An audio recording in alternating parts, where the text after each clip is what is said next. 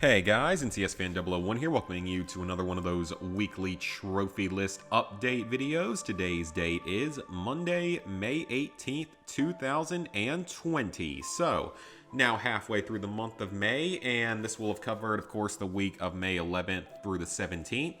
I would say that this was a pretty productive week overall. I worked on 4 games. Now, Conan Exiles, I didn't really talk about this one last time because I knew that that video had to be shorter because I was back home and the internet there sucks, so it was going to take forever to upload, as you guys saw, so I'm going to talk about actually all the trophies here today. So, Conan Exiles, this was a free game on PS Plus. It's like 100 gigabytes now, too, which is absolutely absurd. But the game is a very, very easy platinum trophy if you use the in-game admin panel. So you just go to the pause menu and select it. So for that, you just have to set your level to 60 to get these first 6 trophies. You can just spawn this from the admin panel. You can spawn all the materials you need from the admin panel for both of those. This one, same thing. You can just spawn it in from the panel. This one, you have to beat down somebody and then tie them up and then carry them onto the Wheel of Pain, but that's pretty easy to do. You just beat them up and just make sure you don't kill them by accident. This trophy is a little bit annoying because it probably wouldn't be that hard normally, but unfortunately Bad Driver's Guide completely leaves out a few steps of this. You have to upgrade the feats, I believe, to where you can actually even be able to build certain exceptional and flawless items. And I ended up doing it with like a lance or something. I didn't end up doing it with the mace like he shows because he doesn't show how to do it. So be a little more careful with that trophy. You might have to look in the video comments to be able to figure this one out. Or maybe even look up like a separate guide of this one particular trophy using the admin panel. But you can still use it to do it, so it's still very easy. Then you have to defeat these various bosses here, and the good thing about all of these bosses, all 6 or 7 of them, you can actually spawn them in through the admin panel, which is fantastic. And not just can you spawn them in through the admin panel, you can even kill them through the admin panel, which is fantastic. So just spawn in half of them, kill them, spawn in the second half, kill them, and you get all those trophies nice and easy. So that's pretty awesome. Then you have 2 trophies for reaching certain areas of the map. You can, as long as you have the admin panel active, you can teleport to them, making this very easy. Then you have to fall for 3 seconds without dying. You can actually just float using the admin panel. That's the easiest way to do it. As long as you float and have God mode, then that's pretty easy. Then this one, you can either float or climb up where the mountain is. It's a little bit finicky as to exactly how high up you have to get, but as long as you use the flight and the admin panel, you are good to go. We'll skip this one for a second, and then this one is for completing the first chapter, which is basically a series of simple milestones. This is stuff like, you know, eat a meal, drink water, find a sign of intelligent life, stuff like that. It's real easy stuff. The intelligent life one is easy because there's a symbol that you can do it right where you start the game at. This game is a bit buggy and it doesn't really look good or play very well, so I would say definitely run through it with the admin panel if you want to save yourself a lot of time and headache. I don't know how hard it would be to do if you were playing it, especially solo without the admin panel. Probably would be pretty challenging. If you were in a group, maybe it wouldn't be too difficult, but I don't know, because this is sort of a survival crafting type of game, like a Minecraft type game, only nowhere near as good. Now this trophy, I saved it for last because this trophy actually requires you to play in co-op. So you have to have another player to do it. What you have to do is over-encumber yourself by just giving yourself way too much materials. Just give yourself like a full inventory of random materials, and then fall off of a ledge onto someone else and kill them. Unfortunately, it has to be done to a human player. I don't know why it can't just be done to an NPC, but it can't. So it has to be another human, but thankfully you can log in and get this trophy in just a couple minutes, again using the admin panel with one partner, as long as you have a partner. Don't ask me to help because I no longer have the game installed because it was, like I said, it was like 100 gigs or something ridiculous, so no way I was keeping that on my main hard drive or my external drive for any longer than I had to. I'm kind of surprised it took me this long to go back to the game. I don't know why. I guess I just kept kind of forgetting about it for whatever reason. But that's that. Conan Exiles finally done. Got it off the list or got it out of my inventory. It's all good. Next up, we have Fallout 76, in which I earned another trophy. Become allies with Crater. Thankfully, this one is much easier than becoming allies with Foundation because there is a very handy glitch available in the game that allows you to level up with Crater very, very quickly and easily. If you get the retirement plan quest, go to the raider and talk to them and say that you're going to attack them and then kill them. You have to be the one that does this. The raider hunter or other random NPCs cannot be the ones that kill them or else it will not work. So do this and then return to Roxy at the crater and pick the second option that says Appalachia has a new corpse. And as soon as you pick it, hit circle to back out of the dialogue. You will gain a small reputation boost, but the quest will not complete. And you can do this indefinitely at the time of this recording. I don't know how long it's going to go until that eventually gets patched. I'm sure it will be, but for now it is still available, so just do that repeatedly. You will build up reputation. You can get from, negative or like hostile or whatever the lowest level was, all the way up to allies in less than 2 hours with this. So I highly, highly recommend doing this. It will save you a lot of time and headache down the road. As per Foundation, there is a slight method to be able to do it. Like, you can complete the daily quest, the Vile Equipment quest, like up to 5 times in a day if you consistently leave the server after completing it between 8 p.m. and 8:20 p.m. It's kind of weird, and that's Eastern time because that's like when the quest resets. It's not foolproof, but it does kind of work, and it has helped a lot because I'm currently at a level of Neighborly, like low-level Neighborly. So I'm on the last level I have to do to level up the Foundation. So I will get that in the near future. I don't know exactly when, though, just because it's just so limited as to what you can do for it. Like, there's only one way, really, to raise reputation by any substantial amount, and that's their daily quest. And then, like, yeah, you can do the photo opportunity, but it's really not worth it, as I've found. Like, it doesn't really give you... It barely gives you any reputation, I'll say that. So it's not really worth doing, at least for that purpose. Now, I am, though, going to continue doing daily quests for a while to grind for gold bullion, because there are some pretty awesome things available. Like, I just managed to purchase the ammo creator, the ammo vendor, whatever you want to call it, the one that creates ammo for you, which is awesome. And then beyond that, I'm also just grinding up for things like the Gauss minigun, which looks epic.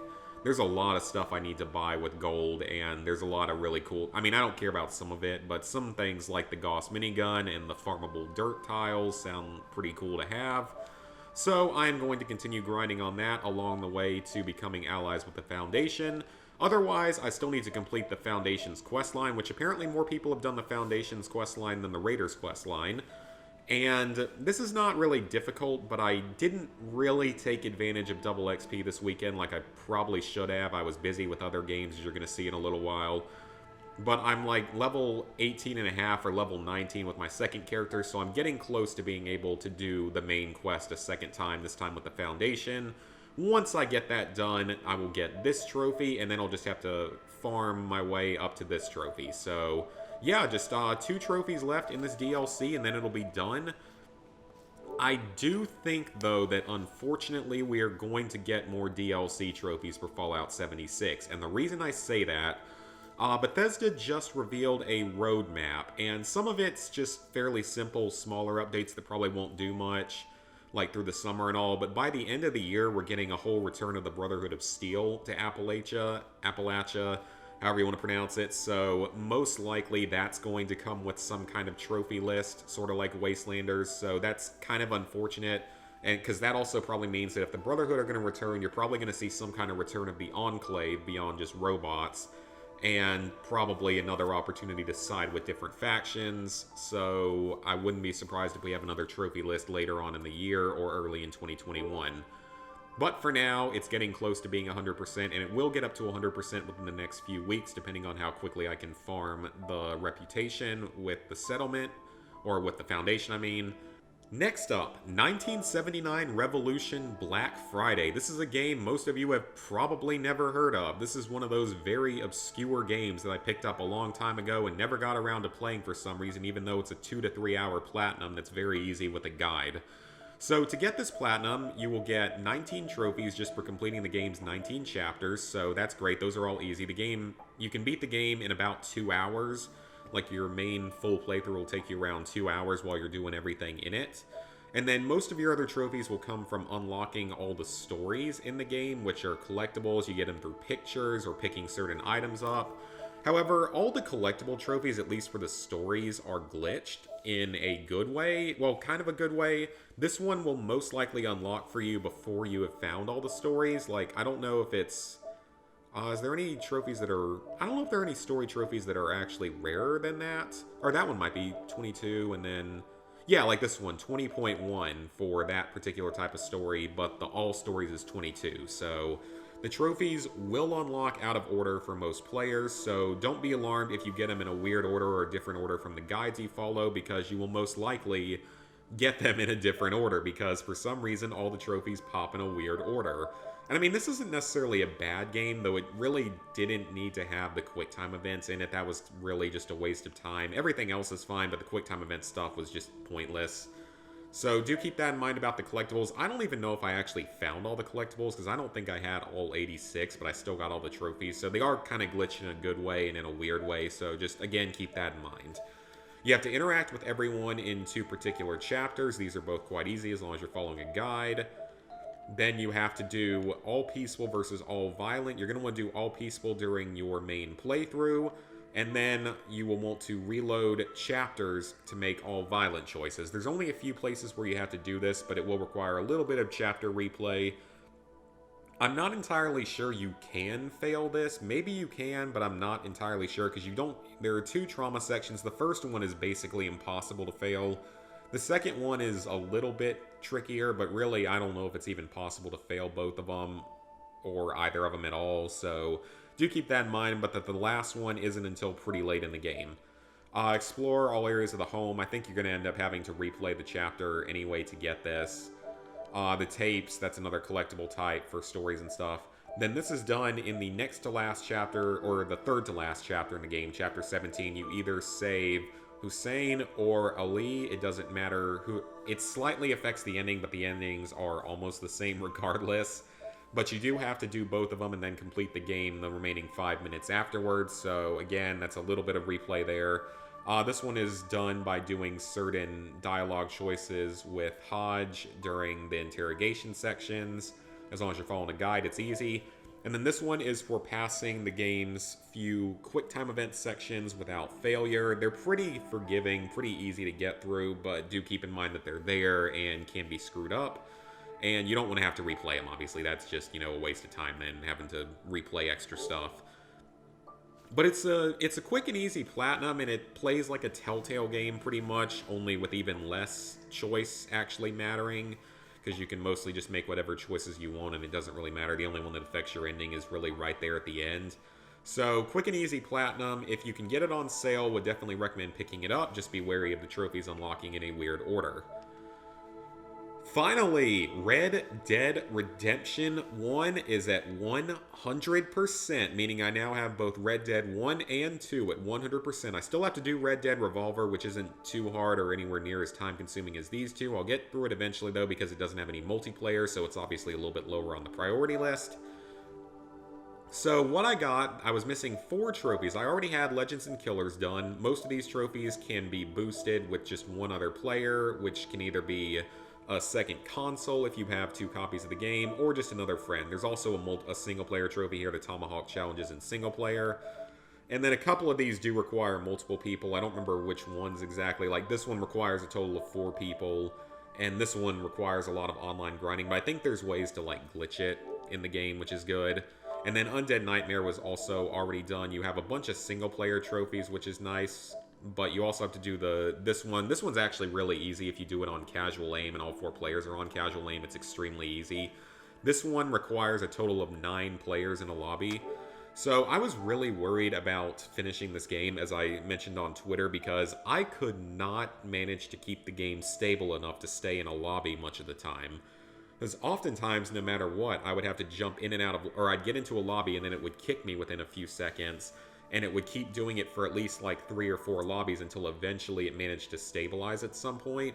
And then some days it functioned relatively well, like yesterday when I finished off the game, and then other days it didn't function at all. It doesn't make sense. I know that it's an old game, and I know that the servers haven't been good for a long time, but it was still a little bit frustrating to deal with that, but thankfully it functioned well enough at the right times to finish all the trophies. So do be very careful on that. I highly recommend, according to some people on Twitter, I highly recommend only playing with people within your region. So if you're in the US, only play with other US players, because that apparently is part of the problem, is trying to play with people in other countries screws up the game somehow. So I would highly recommend doing it that way. So Liars and Cheats. Poker Ace is the trophy that I still needed in this DLC, but otherwise you have a single player trophy. And then most of these other trophies can be done with just one other player in multiplayer, though this one and this one, no, this one specifically I believe requires 4 people, and this one requires some time invested into the multiplayer. And I mean, I'm worried about trophies like that in the modern day just because they require quite a bit of time in the multiplayer and staying in servers and such, so it could be a little bit annoying and a little bit riskier. But anyway, Poker Ace, this is one of the most infamous trophies in the game. It's probably the most infamous DLC trophy of all, aside from the one from Undead Nightmare, because you have to start a poker game with 6 people, then you have to play until the blinds are at their max, in which case it's 96 as the max in the pot, because it's 64 and 32 for the big and small blinds respectively. And then you have to beat everyone still at the table at that point. Now the good thing was, the person I did this with actually had 5 PS3s and 5 copies of the game, so 5 accounts, meaning that I only had to log in and we only had to do it for 2 people, which was awesome. That made it just significantly faster and easier. But even so, you have to fold for about 30 minutes to get to the blinds being their maximum, which is kind of annoying. And then obviously it's easy to win at that point because the opponent can just fold every time and like after the first card and you're good to go. But it's still really, really annoying. I mean, it takes a long time. It's really boring. And it's just kind of a dumb trophy that it's in the game because, getting into a full multiplayer poker game wouldn't have been difficult back in the day. But obviously nowadays you're going to have to boost and you're going to need multiple people, preferably people with multiple consoles, so you don't need to do it for all 6 people. But yeah, that one is very annoying if you're not prepared to deal with it, but it's not too hard to boost, it just takes a long time.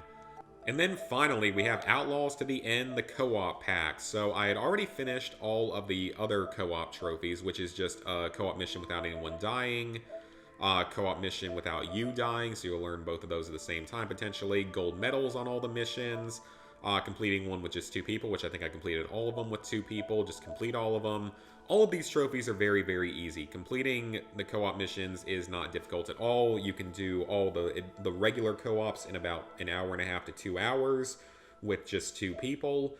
And to get the gold medals, there are certain score limits you have to get, but on casual, on normal co-op, it's extremely easy because you can use casual aim and just auto-lock onto everyone's head. It's not difficult at all.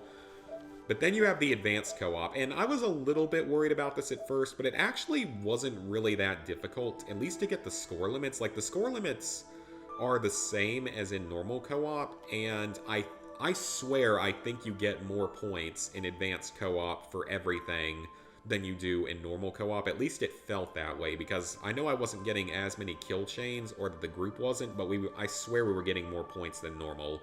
So hopefully that's true, because it really ended up not being that difficult. Like, out of the missions, I only ended up having to replay one of them for a gold medal, and that was only because our third player got disconnected or left during the middle of it. I think he actually had to leave during the middle of it.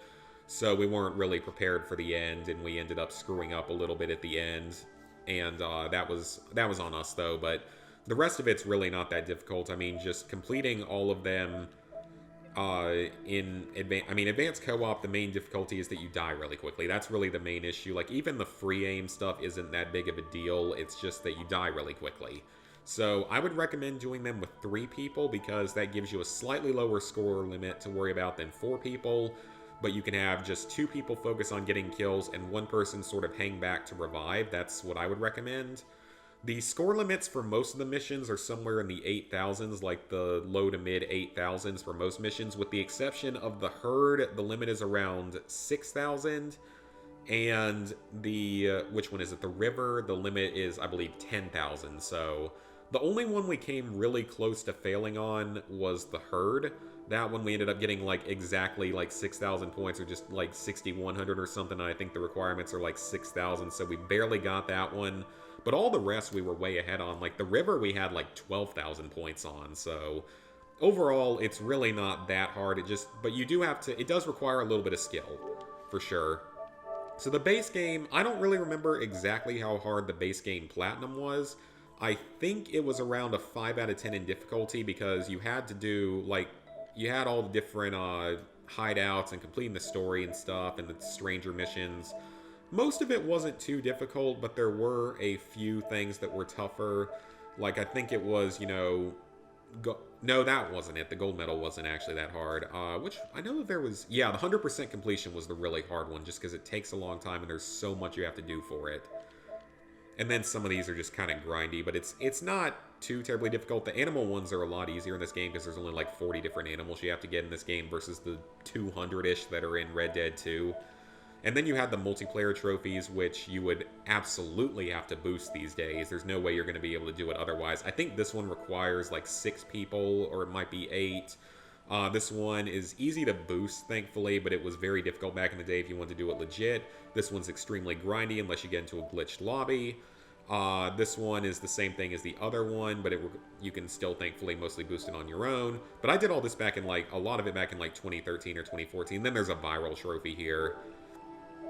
As for the DLCs, though, Outlaws to the End, I'd say, is a 4 to 5 out of 10, depending on your team's skill. I'd say it's probably more like a 4 out of 10, and it takes 5 to 10 hours, depending on your skill. I actually forgot to mention this last trophy down here, the Kill Chain of 10. There's a very easy place to get it at the beginning of the Herd mission. You can also get it during the cannon section, or during the section where you have to clear some cannons in the Escape. And I don't think I got it in either of those. I think I actually got it somewhere else, just because it really surprisingly wasn't that hard. I might have gotten it in like the River or something. I don't really remember though. Legends and Killers, this one is around a 3 out of 10 as long as you boost everything and have people to boost it with. Actually, no, this one, yeah, this one's around a 3 out of 10 because you got this trophy right here. Reach level 50 and pass into Legend, which is like prestiging in Call of Duty. Liars and Cheats is like a 4 out of 10 just because of the Poker Ace trophy and the 50,000 posse points, but it's not horribly difficult. Undead Nightmare is like a 3 out of 10. Just the base game stuff, or the story stuff is easy, and this one's easy as long as you know what to do for it, and this one's easy if you can get enough people in the lobby. So overall, not an overly difficult game, and definitely a fantastic game, but very glad to have it done and out of the way. That's another PS3 game done. I now only have 22 incomplete games on my profile, and one of them is the original Homefront, which I will never be able to earn any more trophies in, leaving me with 21 games that I can earn at least one more trophy in. And yes, that includes Uncharted 3 and Hasbro Family Game Night. There's still trophies you can earn in them. So, level 73, 98%, about to hit level 74, 18,376 total trophies, 438 platinums, 2,500 golds, 4,831 silvers, 10,607 bronzes. So, plans for the upcoming week of games to play. I will continue to work on Fallout 76 for sure and try to get close to finishing that DLC. I don't think I'll get it done this week. Maybe next week, though. We'll have to see. Otherwise, I don't really know exactly what I'm going to play, but I definitely want to get a few more platinums done because I decided that for platinum number 450, since that's coming up, I don't know exactly which game I'm going to get, but it's going to be one of the big games this summer, which is either going to be SpongeBob Battle for Bikini Bottom, which is the one I'm predicting it's going to end up being, Destroy All Humans 2020, that's another solid one, The Last of Us 2, that's unlikely, even though it doesn't have multiplayer at release, or at least it's not supposed to. But that's not particularly likely because it's not a day one for me. And then Ghost of Tsushima, I don't know, it might end up being a day one. I haven't really decided yet because it looks absolutely epic from everything I've seen of it. But one of those big summer games is going to be number 450, and then Far Cry 2 is going to be my 500th. That's my current plan. So that's what I'm going to be looking at in the future. Now, as for my roadmap of cleaning up old games, I have moved things around a little bit because I can. The current plan for the rest of May is to work on Fallout 76, and I've got a PS3 copy of COD Ghosts coming in the mail. Hopefully it'll be here in the next couple days. So once that gets here, I can start working on the PS3 version of the game. I need a 3-person group to do it, so 2 other people would be the best option. That was the way I did everything on the PS4. It's not, as I know now, it's not the most horribly difficult thing in the world as long as you get slightly lucky with the challenges and have a team that is at least relatively competent in how to play everything. Preferably, if you could get someone that were to have, say, the Cryptid Slayer ammo, that would make things a hell of a lot easier. So that's the plan for May. June and July, the plan is Battlefield 3, which I still have to get the Platinum and the DLCs. I want to get all the multiplayer stuff done, as well as go back and finally finish Borderlands Game of the Year Edition. Once again, I'm asking if anyone has a modded weapon that allows you to skip rounds in the Mad Moxie DLC. I would greatly appreciate if you would let me borrow it, and we'll be more than happy to shout you out for it. To my, 3,000-ish subscribers, well, less than 3,000 and 150 Twitter followers. Anyway, August, the plan is Advanced Warfare PS4. And then for the rest of 2020, I want to go back to GTA 5, Destiny 1 and 2, maybe Black Ops 3, Infinite Warfare, maybe Uncharted 4, and maybe The Division 1. And that actually does remind me of one other thing. I'm thinking about starting up 2 other big multiplayer games, but they're on PS4. Those being Star Wars Battlefront 2 and The Division 2. So I would like to know from you guys, I know that The Division 2 is not very difficult to platinum, but how hard are the DLCs? Specifically, Warlords of New York is the one I'm curious about because I've heard nothing about it. I believe it is supposed to be the last major DLC for Division 2, but I'd like to know a little bit more about it before I put the game on my list. I can't imagine it's that difficult, but I would just like to know now. And as for Battlefront 2, what are you expected to do with the multiplayer now? Because I think that you can get XP faster in some kind of co-op mode from what I've heard. But, do you still have to boost the other stuff? Can it be boosted? How many people does it take to be boosted? Does it have private lobbies, etc.? So just please let me know on all of that, guys. Maybe I'll also post on Twitter about it. So I just want to know a little bit more about that. But otherwise, I do want to get started on those games. I already own The Division 2. I don't own Battlefront 2. I'll pick it up at some point, though, as long as I hear that it's relatively easy, at least for the multiplayer, because it looks like the game's gotten a lot better, so I wouldn't mind giving it another try. So, hope you guys enjoyed the video, and I will see you guys later this week for videos and streams. I think the next big delay I'm going to have in streaming and stuff is probably going to be around Father's Day. That'll be the next time I'm away for a while for, Father's Day for obvious reasons. So, hope you guys enjoy the video, and see you for the next one.